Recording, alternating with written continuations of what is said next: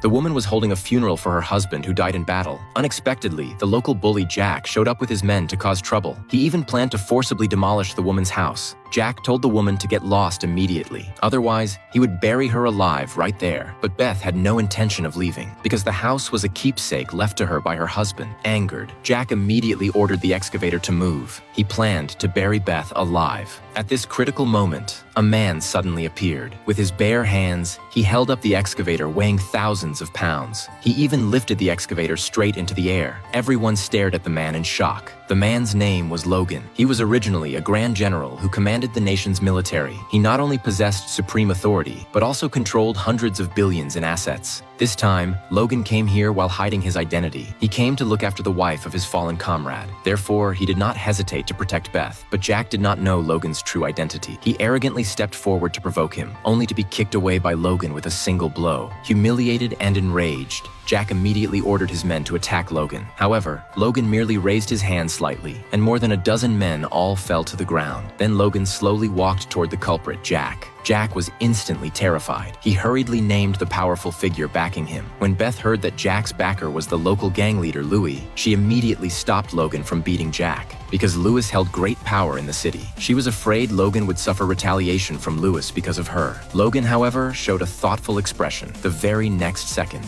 Logan directly stomped and broke Jack's leg. Jack screamed in pain. He immediately called Louis. Hearing that his subordinate had been beaten, Louis was furious. He rushed over at once. Jack immediately became smug again. He ran to Louis and accused Logan loudly. Louis arrogantly declared that he would severely punish Logan. However, the moment he saw Logan, he made a move that shocked everyone. Louis's arrogant expression instantly turned respectful. He slapped Jack across the face, then quickly knelt down and saluted Logan. Only then did everyone realize that Logan's identity was extraordinary. Logan could not be bothered to deal with them. Instead, he took Beth to the hospital because Beth was seriously ill. However, Logan never expected to run into his fiancée Joy at the hospital. Logan and his fiancée had not seen each other for 5 years, yet Joy was now pregnant. Logan demanded to know why she had betrayed him. Joy did not know Logan's true identity, so she disdainfully said that Logan was not worthy of her at all, and the child in her womb belonged to Jerry, the billionaire's son. She would soon be marrying Jerry. Then Joy took out a bank card worth $2 million